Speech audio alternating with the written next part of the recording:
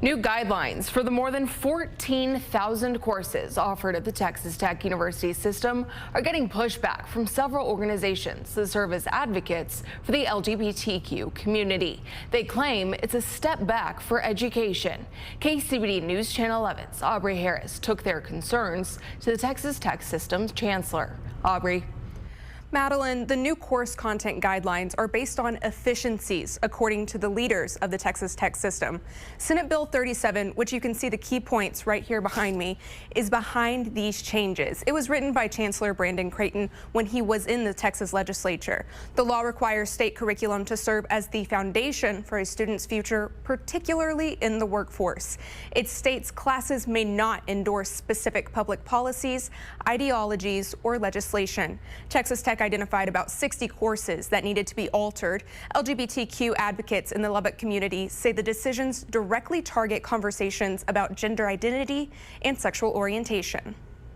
It feels very strange to come into work every day or to sit down in a classroom knowing that based on the memo, people like me aren't supposed to exist. Jay Pettit is a member of the Lubbock chapter of Parents, Family, and Friends of Lesbians and Gays, also known as PFLAG.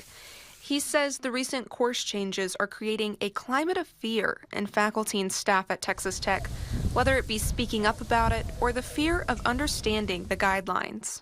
There's so much like, is this going to be the thing that a student objects to?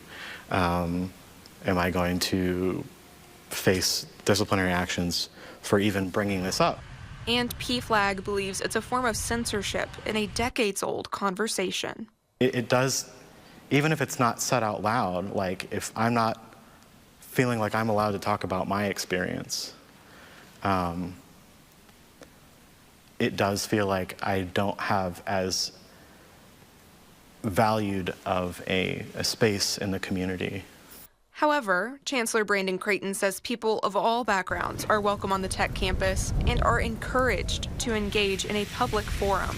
The process has respected the First Amendment. It's respected academic freedom. He explains this is a requirement from the state to ensure students are ready to step into the workforce. At the end of the day, we have to have a process. We have to review curriculum to make sure that it's relevant and that the rigor is there and that it's tied to the expectation of the highest degree of value, and we're accomplishing exactly that. And the chancellor thinks the system can use that review of courses to focus on efficiency with tuition and taxpayer dollars.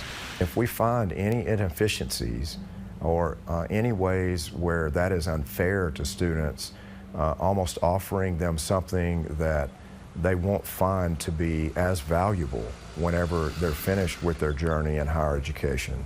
Certainly what the expectations will be of those they will soon be interviewing with. What a disservice that would be.